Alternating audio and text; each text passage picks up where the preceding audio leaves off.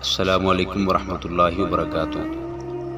حبشیوں کا یہ قبیلہ جو انگوک کہلاتا تھا خوف زدہ تھا۔ ایک تو ان کے دیوتا کی قربانی پوری نہ ہوئی، دوسرے ان کا پروہت مارا گیا، تیسرے ان کے دیوتا کا بت اور مسکن ہی تباہ کر دیا گیا، اور چوتھی مصیبت یہ نازل ہوئی کہ قبیلے کے سینکڑوں جوان دیوتا کی توہین کا انتقام لینے گئے تو انہیں شکست ہوئی اور زیادہ تر مارے گئے۔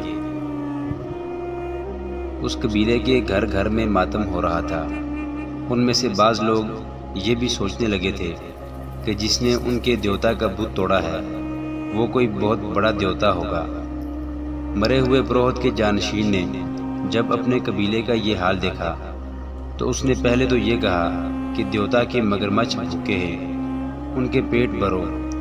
حبشیوں نے کئی ایک بکریاں مگرمچھوں کے لیے بھیج دی، ایک نے تو اونٹ پروہت کے حوالے کر دیا۔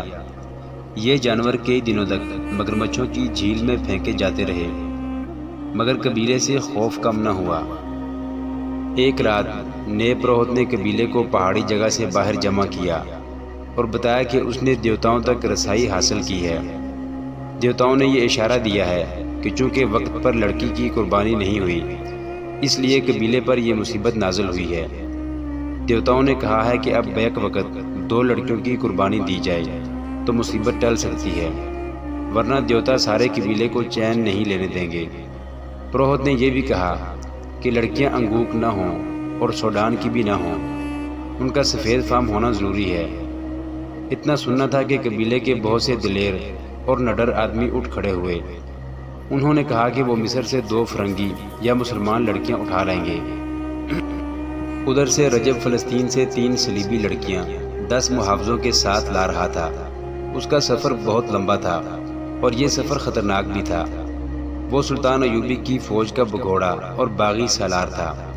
اسے معلوم تھا کہ سرحد کے ساتھ ساتھ سلطان ایوبی نے گشتی پہرے کا انتظام کر رکھا ہے، اس لیے وہ اپنے قافلے کو دور کا چکر کاٹ کر لا رہا تھا۔ اس کے قافلے میں 3 اونٹ تھے جن پہ پانی، خوراک اور صلیبیوں کا دیا ہوا بہت سارا سامان لدا ہوا تھا۔ باقی سب گھوڑوں پر سوار تھے۔ کئی دنوں کی مسافت کے بعد وہ دیوتاؤں کے پہاڑی مسکن میں پہنچ گئے۔ اس سے ایک ہی روز پہلے قبیلے کے پروہت نے کہا تھا کہ 2 سفید فام اور سوڈان کے باہر کی لڑکیوں کی قربانی دینی ہے۔ رجب سب سے پہلے پروہت سے ملا۔ پروہت نے اس کے ساتھ 3 سفید فام اور بہت ہی حسین لڑکیاں دیکھی تو اس کی آنکھیں چمک اٹھیں۔ یہ لڑکیاں قربانی کے لیے موزوں تھیں۔ اس نے رجب سے لڑکیوں کے متعلق پوچھا تو رجب نے اسے بتایا کہ انہیں وہ خاص مقصد کے لیے اپنے ساتھ لایا ہے۔ رجب لڑکیوں کو پہاڑیوں کے اندر ایک ایسی جگہ لے گیا جو سرسبز اور خوشنما تھی اور 3 اطراف سے پہاڑیوں میں گھری ہوئی تھی۔ وہاں رجب نے خیمے گاڑ دیے تھے۔ لڑکیوں کو چوری چھپے موقع محل دیکھ کر قاہرہ میں ان 2 آدمیوں کے حوالے کرنا تھا جن کے اتے پتے اسے صلیبیوں نے دیے تھے۔ لڑکیوں کے آرام و آسائش کا پورا انتظام تھا۔ رجب نے وہاں شراب کا بھی انتظام کر رکھا تھا۔ رات اس نے سفر سے کامیاب لوٹنے کی خوشی میں جشن منایا۔ صلیبی محافظوں کو بھی شراب پلائی، لڑکیوں نے بھی پی۔ آدھی رات کے بعد جب محافظ اور اس کے اپنے چند ایک ساتھی جو پہلے ہی وہاں موجود تھے سو گئے تو رجب ایک لڑکی کو بازو سے پکڑ کر اپنے خیمے میں لے جانے لگا۔ لڑکی اس کی نیت بھانپ گئی۔ اس نے اسے کہا، میں طوائف نہیں ہوں، میں یہاں صلیب کا فرض پورا کرنے آئی ہوں۔ میں آپ کے ساتھ شراب پی سکتی ہوں مگر بدی قبول نہیں کروں گی۔ رجب نے اسے ہنستے ہوئے اپنے خیمے کی طرف گھسیٹا تو لڑکی نے اپنا بازو چھڑا لیا۔ رجب نے دست درازی کی تو لڑکی دوڑ کر اپنی ساتھی لڑکیوں کے پاس چلی گئی۔ وہ دونوں بھی باہر آ گئیں۔ انہوں نے رجب کو سمجھانے کی کوشش کی کہ وہ انہیں غلط نہ سمجھے۔ رجب کو غصہ آ گیا۔ اس نے کہا، میں جانتا ہوں تم کتنی پاک باز ہو، بے حیائی تمہارا پیشہ ہے۔ اس پیشے کا استعمال ہم وہاں کرتی ہیں جہاں اپنے فرض کے لیے ضروری ہوتا ہے۔ لڑکی نے کہا، ہم عیاشی کی خاطر عیاشی نہیں کیا کرتی۔ رجب ان کی کوئی بات سمجھنا نہیں چاہتا تھا۔ آخر لڑکیوں نے اسے کہا، ہمارے ساتھ 10 محافظ ہیں، وہ ہماری حفاظت کے لیے ساتھ آئے ہیں، انہیں کل واپس چلے جانا ہے۔ اگر ہم نے ان کی ضرورت محسوس کی تو ہم انہیں یہاں روک سکتی ہیں۔ یا خود یہاں سے جا سکتی ہیں۔ رجب چپ ہو گیا، مگر اس کے تیور بتا رہے تھے کہ وہ لڑکیوں کو بخشے گا نہیں۔ وہ رات گزر گئی۔ دوسرے دن رجب نے فلسطین سے ساتھ لائے ہوئے محافظوں کو رخصت کر دیا۔ دن گزر گیا۔ شام کے وقت رجب لڑکیوں کے ساتھ بیٹھا ادھر ادھر کی باتیں کر رہا تھا کہ پروہت اپنے 4 حبشیوں کے ساتھ آ گیا۔ اس نے سوڈانی زبان میں رجب سے کہا، ہمارے دیوتا ہم سے ناراض ہیں۔ انہوں نے 2 فرنگی یا مسلمان لڑکیوں کی قربانی مانگی ہے۔ یہ لڑکیاں قربانی کے لیے موزوں ہیں، ان میں سے 2 لڑکیاں ہمارے حوالے کر دو۔ رجب چکرا گیا۔ اس نے جواب دیا، یہ لڑکیاں قربانی کے لیے نہیں ہیں، ان سے ہمیں بہت کام لینا ہے اور انہی کے ہاتھوں ہمیں تمہارے دیوتاؤں کے دشمن کو مروانا ہے۔ تم جھوٹ بولتے ہو، پروہت نے کہا، تم ان لڑکیوں کو یہاں تفریح کے لیے لائے ہو۔ ہم ان میں سے 2 لڑکیوں کو قربان کریں گے۔ رجب نے بہت دلیلیں دی، مگر پروہت نے کسی ایک بھی دلیل کو قبول نہ کیا۔ اس کے دماغ پر دیوتا سوار تھے۔ اس نے اٹھ کر 2 لڑکیوں کے سروں پر باری باری ہاتھ رکھے اور کہا، یہ دونوں دیوتا کے لیے ہیں، انگوک کی نجات ان 2 لڑکیوں کے ہاتھ میں ہے۔ یہ کہہ کر وہ چلا گیا۔ رک کر رجب سے کہا، لڑکیوں کو ساتھ لے کر بھاگنے کی کوشش نہ کرنا، تم جانتے ہو کہ ہم تمہیں فوراً ڈھونڈ لیں گے۔ لڑکیاں سوڈان کی زبان نہیں سمجھتی تھیں۔ حبشی پروہت نے ان کے سروں پر ہاتھ رکھا۔ رجب کو پریشان دیکھا تو انہوں نے رجب سے پوچھا کہ یہ حبشی کیا کہہ رہا تھا۔ رجب نے انہیں صاف صاف بتا دیا کہ وہ انہیں قربانی کے لیے مانگتا ہے۔ لڑکیوں کے پوچھنے پر اس نے بتایا کہ وہ تمہارے سر کاٹ کر خشک ہونے کے لیے رکھ دیں گے اور جسم جھیل میں پھینک دیں گے، جہاں مگرمچھ جسموں کو کھا جائیں گے۔ لڑکیوں کے رنگ پھک ہو گئے۔ انہوں نے رجب سے پوچھا کہ اس نے انہیں بچانے کے لیے کیا سوچا ہے۔ رجب نے جواب دیا، میں نے اسے سمجھانے کے لیے ساری دلیلیں دے ڈالی ہیں، مگر اس نے ایک بھی نہیں سنی۔ میں ان لوگوں کے رحم و کرم پر ہوں، میں تو انہیں اپنے ساتھ ملانا چاہتا ہوں۔ یہ میری فوج میں شامل ہونے کے لیے تیار ہیں، لیکن اپنے عقیدے کے اتنے پکے ہیں کہ پہلے دیوتاؤں کو خوش کریں گے، پھر میری بات سنیں گے۔ رجب کی باتوں اور انداز سے لڑکیوں کو شک ہو گیا کہ وہ انہیں بچا نہیں سکے گا یا انہیں خوش کرنے کے لیے بچانے کی کوشش نہیں کرے گا۔ انہوں نے گزشتہ رات رجب کی نیت کی ایک جھلک دیکھ بھی لی تھی، اس سے وہ اس سے مایوس ہو گئی تھی۔ رجب نے انہیں رسمی طور پر بھی تسلی نہ دی کہ وہ انہیں بچائے گا۔ لڑکیاں خیمے میں چلی گئیں۔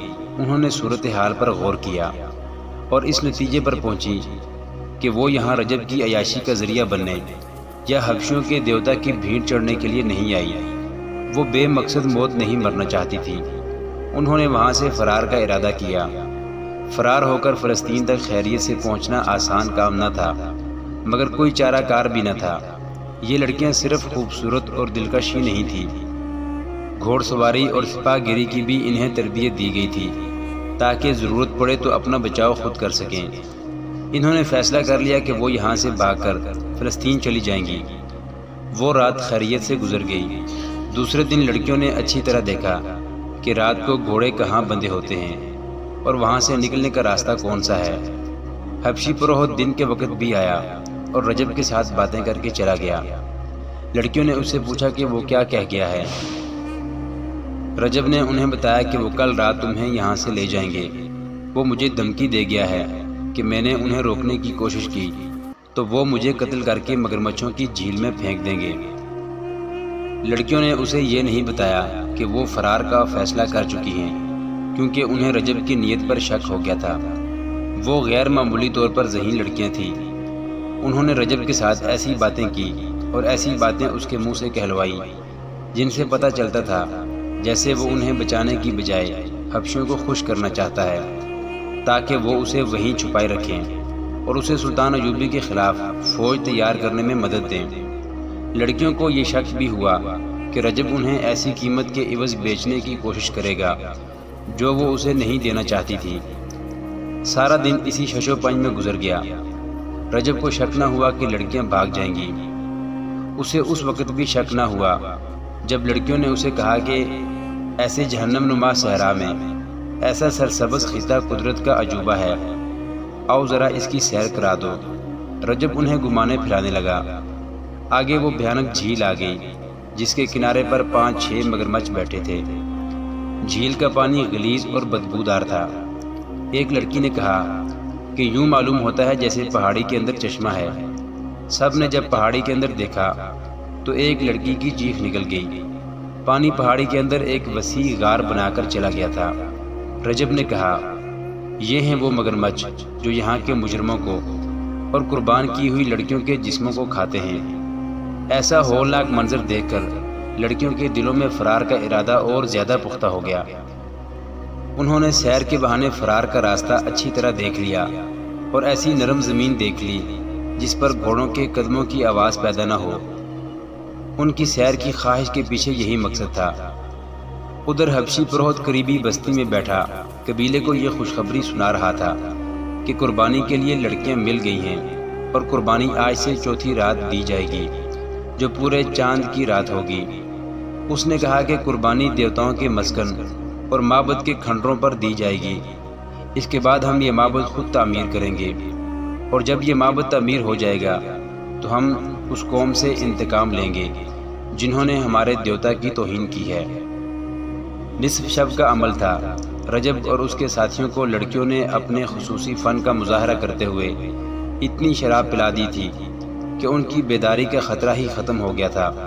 وہ بے ہوش پڑے تھے۔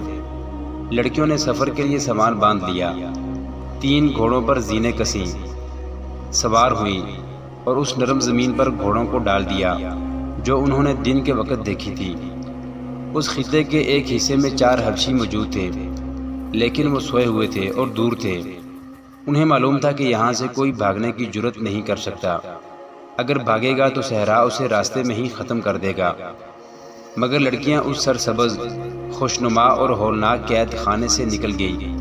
وہ اسی راستے سے فلسطین جانا چاہتی تھی جس راستے سے رجب انہیں لایا تھا۔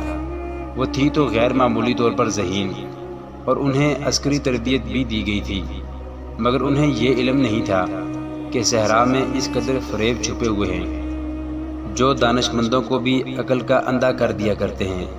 اتنے طویل صحرائی سفر پر لوگ قافلوں کی صورت میں نکلا کرتے تھے، اور ان کے پاس صحرا کی ہر آفت کا مقابلہ کرنے کا اہتمام ہوتا تھا۔